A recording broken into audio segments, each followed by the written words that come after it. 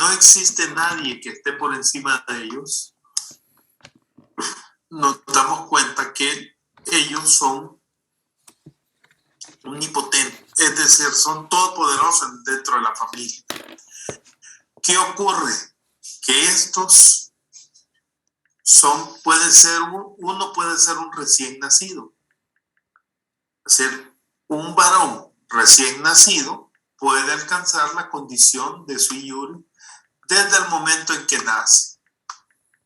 Una vez que nace, inmediatamente adquiere la condición de sui iure. ¿Por qué? ¿Por qué puede darse eso? En una familia donde solo existan mujeres, se puede dar la condición de que esta persona sea el pater family de su abuela, de su mamá, de sus tías, de todo el mundo, con el simple hecho de haber nacido. En cuanto nació, adquirió esa condición. ¿De acuerdo? Pues bien, una vez que tenemos esta situación clara, podemos decir que esta persona necesita a alguien que le ayude en la administración de los bienes. Y para eso existía o se crea la figura de los tutores y de los curadores. ¿Qué hace un tutor y un curador? Solo administra los bienes del pupilo o de la familia. No se mete absolutamente en nada en lo que es la educación o en lo que sería la alimentación del pupilo. Única y exclusivamente es para la administración de los bienes de este. ¿De acuerdo hasta aquí? ¿Estamos de acuerdo? Sí, abogado. Ok. Entonces, si conocemos a este menor recién nacido, menor de 7 años, y ocupa un tutor porque él es el pater de esa familia y tiene que administrar ese patrimonio, a estos menores de 7 años les vamos a llamar infants y a los menores de 14 años les vamos a llamar impuber. Pero el infants también es impuber, pues nada más que lo llevamos a esa edad de los 7 años. Y le damos el tratamiento de la edad de 7 años porque se pensaba en aquella época que era incapaz de tener un razonamiento, una buena decisión en cuanto a los negocios. Existían 3 formas para establecer la tutoría. Que es testamentaria. ¿Cómo puede ser testamentaria, Paola? Paola. Mande. Que no te miro. Abogado, buenas noches. Le escribí al WhatsApp. Sí, pero en mi clase, si quieres sálgase de la clase.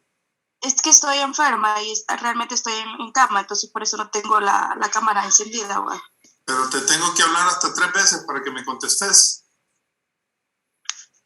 ¿Qué es testamentariamente? No entra a la última clase, abogado.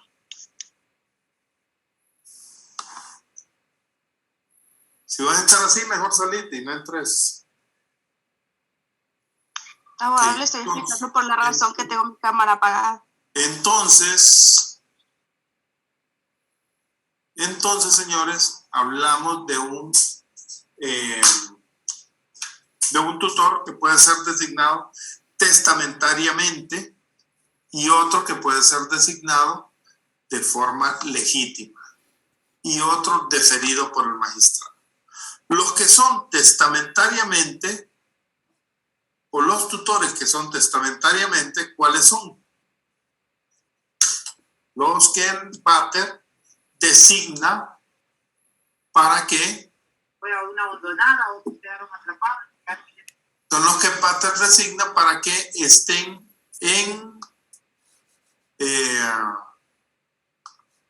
para que estén presentes, que sean ellos los que administren los bienes de su familia. Pero es decisión del pater.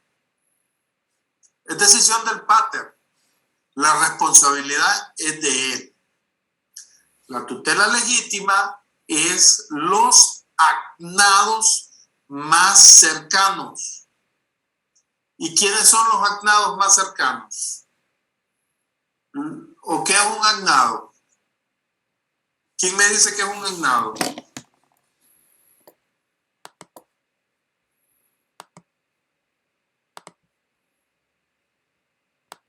Nadie sabe qué es un agnado. Génesis. No, abogado, no sé. Un pariente. Ajá. ¿Qué tipo de pariente? Bueno, si es un pater, si se habla de pater, tendría que ser un varón No. masculino. Sí, tendría que ser un varón. Pero ¿qué es el agnado? ¿Quiénes son los agnados? Son los hijos del pater. ¿Quién del Cid? Sí, los hijos del pater. No. Los hijos del pater son agnados del pater, pero... ¿Qué dices, Eddie? Enciende el micrófono para que le escuchemos, Eddie. ¿Qué es lo que dice? Buenas noches.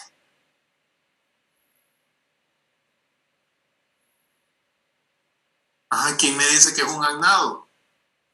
Licenciado, Ajá. es un pariente por parte del padre. No necesariamente por parte del padre. Los agnados son los parientes civiles. Es decir, la agnación es el parentesco civil y la cognación es el parentesco de sangre. Sí. Entonces, en la tutela legítima tenemos un agnado. ¿Por qué no tenemos un cognado? Porque si tuviéramos un cognado estaría ejerciendo la acción de pater, porque estaría dentro del núcleo familiar. Pero podía ser que no solo fuera uno, sino que fueran varios agnados. Cuando es el caso de que son varios agnados, al momento de tomar una decisión, todos tienen que estar de acuerdo. Okay. Podía darse que no existieran familiares agnados, sino que solo hubiera y que no hubiera testamento. Entonces, en ese caso, los magistrados realizaban una investigación de quién era esa persona o de quién podían poner para que fuese el tutor. Supónganse que aquí creemos que Brian Hernández puede ser el tutor. ¿Cómo vamos a hacer? ¿Cómo haríamos para ver a Brian Hernández ser tutor? ¿Qué haríamos? ¿Cómo lo investigamos? Karen, ¿cómo lo investiga usted?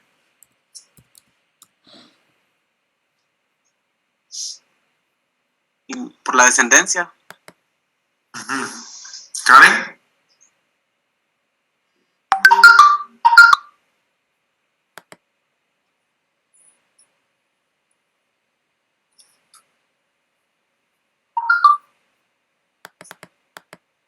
Ajá. Por el parentesco, ¿ah? Ajá.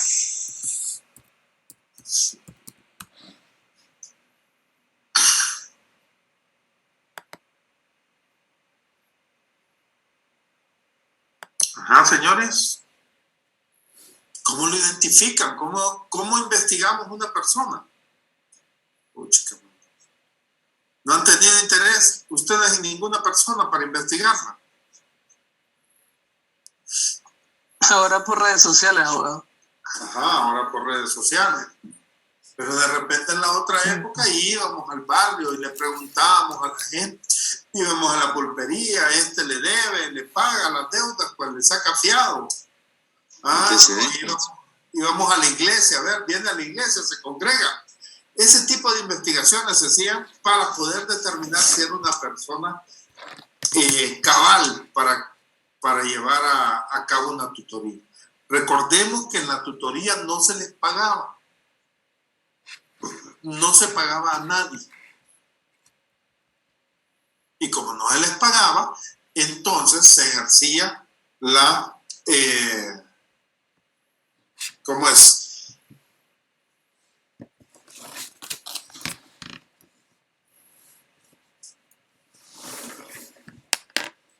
Como no se les pagaba, ¿qué era el mérito? ¿Para qué querían los romanos ser tutor?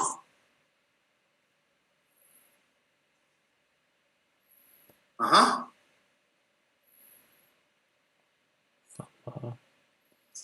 Para poder manejar las cosas, los bienes de esa persona. Y esa era la función. Pero ¿para qué voy a querer yo meterme en el lío? Y no me van a pagar tampoco. Entonces, ¿qué digo? Bueno, me voy a meter ese lío porque yo quiero ser magistrado, quiero alcanzar una magistratura y quiero que me digan, que se den cuenta de que yo tengo el interés en alcanzar eso y verme como una persona honesta y honrada. Entonces, por eso se me daba esa magistratura. Porque había... O sea, que era como para alcanzar una posición social superior. Más que una posición social, un cargo. Ok. ¿Verdad? Para ver si esa persona era digna de confianza. ¿Verdad? Si administraba bien los bienes del pupilo, entonces podía administrar bien los bienes del Estado o de los ciudadanos. Bueno, existían algunas formalidades que tenían que cumplir las personas que iban a ejercer una tutoría. Primero, tenían que elaborar un inventario de todos los bienes del pupilo y de ellos, para que en la administración no se confundieran. Es decir, los bienes del pupilo y los bienes de ellos. También tenían que dar satisdatio, que era lo que hoy nosotros podemos hablar como de una garantía o de una fianza por un determinado valor para proteger los bienes del pupilo. Si no había, poner avales para que los ayudaran con esa obligación. Y con Justiniano, el tutor tenía que declarar, primero, si era deudor, y segundo, si era acreedor del pupilo. Si no declaraba eso, entonces era sancionado hasta con la cárcel. ¿Y por qué?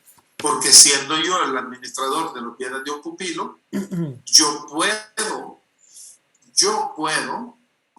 cobrarme con mayor tasa de interés. Y si soy deudor, puedo pagar con cualquier cosa. Es más, hasta condonar la deuda. No, ya no me voy a pagar. ¿Me explico? Entonces tenían que hacer esa declaración porque de lo contrario podía cometer un delito. ¿Cómo trabajaban los tutores o cómo hacían el ejercicio de la tutoría? Empecemos por decir que ellos lo que hacían era solo administrar los bienes del pupilo. No, y aunque sea reiterativo en esto, no solo era administrar los bienes de la familia, no podían hablar ni decir otra cosa más que administrar los bienes del pupilo. Entonces lo hacían de dos formas. Uno, mediante la autoritas. En la autoritas lo que hacían los pupilos, los tutores, era proteger al pupilo y aconsejarlo en el negocio que fuera a realizar. La figura es como de acuerpar al pupilo en el negocio. El pupilo va a comprar una vaca, por así decirlo. Entonces el tutor le decía, sí, esa vaca nos conviene porque tiene la espalda recta, tiene buen color las ubres, son grandes, tiene caderas grandes, esa vaca comprémosla. Porque era como un aprendizaje que estaba teniendo el pupilo mediante la autoritas. Y en la autoritas el pupilo adquiría, él compraba y él vendía. En la gestio es al contrario. En la gestio, quien adquiere y compra es el tutor en favor del pupilo y después tiene la obligación de traspasar. ¿Cuándo utilizamos gestio y cuándo utilizamos autoritas? Utilizamos gestio en los impúberes y en las mujeres y los furiosos. Utilizamos autoritas en los impúberes mayores de 7 años. Ahí les vamos explicando.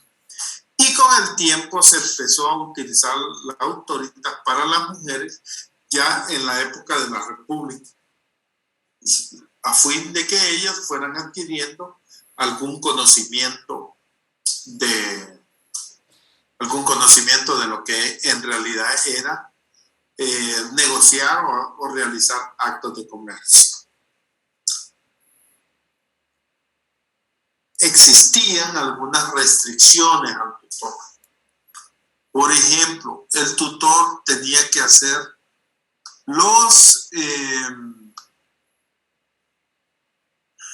tenía prohibido hacer mayores regalos que los que se acostumbraban. Es el caso de que ahorita, por ejemplo, el día de hoy, ¿qué se acostumbra? ¿Qué se acostumbra a regalar? Flores, Flores, chocolates. Flores, chocolates, Flores, chocolates. Muy raro aquel que se peluches.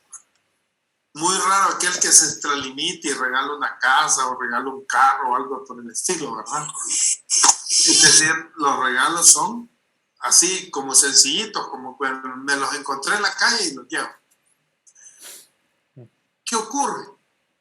El tutor no podía decir que le iba a regalar una joya a alguien cuando en realidad lo que se acostumbraba eran flores y chocolates. También tenía prohibido hipotecar, vender los bienes inmuebles del pupilo. ¿Cuáles son estos bienes inmuebles del pupilo? Son los predios rústicos y suburbanos. No los podía vender el tutor a excepción de 3 situaciones. Una, que se hubiese ordenado testamentariamente que se vendiera. 2, que fuera necesario para pagar deudas del pupilo. Y 3, que fuera indispensable para poder alimentar al pupilo. De esa forma se podía vender esto. De lo contrario, no se podía vender. Otras obligaciones o la ley o las acciones legales que se tenían contra los tutores empiezan en el derecho antiguo con la acción conocida como crimen supecti tutoris, que esta podía ser ejercida por los familiares del pupilo que creyesen que estaba siendo mal administrado o que se estaba llevando mal la tutoría. Y también existía una acción que se llamaba ratio nobis distraendi, que era aplicada por el pupilo cuando creía que tenía un perjuicio X. ¿De acuerdo? En la época clásica y a finales de la República surge una acción que se llama tutelae directa en favor del pupilo para recuperar los daños y perjuicios que le hubiese causado el tutor, y tutelae contraria en favor del tutor para resarcirse aquellos gastos que llevó a cabo él como consecuencia de una mala de una administración del pupilo para beneficio de este. O sea, el tutor gastó para beneficiar el patrimonio del pupilo. ¿De acuerdo? Garantías especiales en favor del pupilo. Si el tutor le debía a varias personas, vamos a suponer que el tutor le debía a 4 o 5 personas, al primero que tenía que pagarle era al pupilo, por encima de cualquier otra deuda. No importaba la antigüedad de esas deudas, sino que el primero que se le pagaba era el pupilo. Segundo, también el pupilo podía cobrarse con el satisdatio, o sea, lo que le habían dado al pupilo. También el pupilo podía, de una forma, cobrar, si la satisdatio no le cubría su perjuicio, podía cobrarse con los avales que hubiese tenido el tutor. Y si aún así no podía cobrarse, podía ir en contra de los magistrados que hubieran nombrado ese tutor. Porque la intención era proteger al pupilo en todo momento. De igual forma, si ninguna de esas acciones satisfacían el perjuicio causado al pupilo, entonces se creó una acción que se llama restitution in íntegro, que era regresar a su estado original el negocio. Yo le vendí este celular, se lo vendí a Andrea por 20 lempiras, entonces Andrea me tiene que devolver los 20 lempiras y yo le devuelvo yo le devuelvo los 20 lempiras a Andrea y ella me devuelve el celular. Y volvemos el negocio a su estado original, como parte de las garantías para el pupilo. ¿Estamos bien hasta aquí, jóvenes? ¿Alguna pregunta? No de mi parte, abogado. Okay. Tutela perpetua de la mujer. La mujer estuvo bajo tutela durante el derecho antiguo y en la época clásica.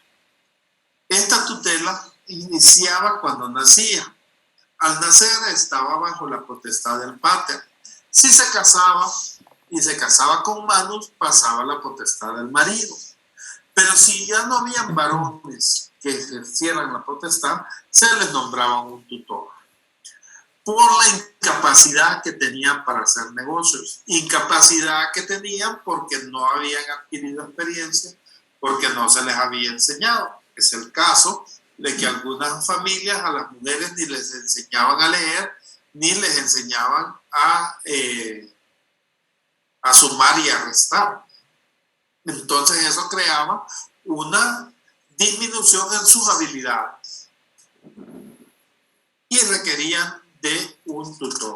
Se les asignaba tutor testamentaria, legítima y deferida por los magistrados, siempre bajo la misma égida. En principio, se les aplicaba la tutoría a través de la YES, pero con el tiempo se dieron cuenta que las mujeres podían hacer negocios y se creó la autoridad para ellas también. A finales del imperio ya existen algunas mujeres que podían realizar negocios por sí mismas, mujeres sui juris, es decir, que podían realizar cualquier tipo de negocio, inclusive mater family. Curatela de los furiosi. ¿Qué es un furiosi? Es una persona que tiene disminuidas sus capacidades mentales, pero están divididos en dos. El furiosi, que tiene intervalos de lucidez, o sea, que realiza actos que son correctos, que a veces podemos mantener una conversación corrida con esa persona.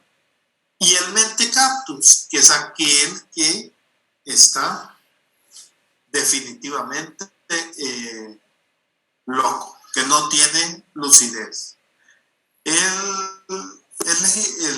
Los romanos lo asimilaban como una persona idiota. Pues bien, haciendo un análisis, también a esto se les asignaba testamentaria, legítima y deferida. En el caso del mentecaptus era a través de la gestio. En el caso del furiosi era a través de la autoridad. Les quiero contar que si un furiosi hacía un negocio y el negocio era correcto, entonces se tenía por correcto. No necesitaba tutores. Sin embargo, si el negocio era malo, se podía anular por la condición de la persona. Existía también otro tipo de locura, que era la del pródigo. ¿Quién es el pródigo? Es aquel que despilfarra el patrimonio de una familia. Y entonces se le llamó curatela del pródigo. ¿Por qué la despilfarra? Porque se invita a salir a los amigos, se gasta, pero está despilfarrando el patrimonio de su familia, ni siquiera el de él. Entonces se le asignaba un tutor, un curador, para que administrara esos bienes. Con este también corría la regla de que si el negocio era bueno, el negocio se mantenía o seguía siendo correcto. ¿De acuerdo hasta aquí, chicos? ¿Hay alguna duda? ¿No hay dudas? Abogado, entonces básicamente estas tutelas y curatelas eran para evitar malos negocios y así cuidar sus bienes, entonces. Era para la protección de los bienes de la familia. Para proteger los bienes de la familia. No necesariamente, no era la intención para él nada más, sino para todos los bienes de la familia. Abogado, Dígame, Gabriela. el tutor entonces no tenía beneficio, digamos, económico o del que él tenía a cargo. No se le pagaba ningún tipo de beneficio. Abogado, entonces, al ser el pater recién nacido, por ejemplo, la mamá o tenía que presentarse a algún lugar para que les asignaran algún tutor, o cómo se hacía el procedimiento. Correcto. Aunque ahí todo se sabía, pues. Infierno... Pueblo chico, infierno grande. Infierno grande, todo se sabía. Entonces sí, ya estaba establecido que esa familia no tenía varones y que había una mujer embarazada y que existía la posibilidad. Recordemos que si solo eran mujeres, había un tutor de esa mujer. Uh-huh. Ay, sí. O sea, ya la mujer tenía un tutor antes de dar a luz. Sí, correcto. Y entonces al nacer el muchacho, lo que se hacía era asignarle un tutor al muchacho ya como pater, con toda la autoridad. ¿Y el tutor que tenía la mamá entonces se le quitaba a ella o siempre lo tendría? O podría ser que fuera el mismo, dependiendo de cómo hubiese administrado los bienes. ¿Y el tutor a quién le daba, a quién le pasaba, como es, por ejemplo, acá una empresa, la contabilidad, el contador lleva la contabilidad de una empresa, ¿verdad? ¿Ellos le pasaban la información mensual o cómo hacían en este caso? No, el tutor no era un contador, era un administrador de los bienes. Sí. Era un administrador de los bienes. Él decidía si compraba o vendía algo o tal cosa. Ok. Creo que, no sé si no entendí mal, abogado, creo que él pregunta como a quién le rinde cuenta, a quién le rendía cuenta. A los magistrados, a los juzgados. Por decir hoy, hay un tutor, hoy en vida, hay un tutor y le rinde cuentas al juzgado que lo nombró. ¿Sí?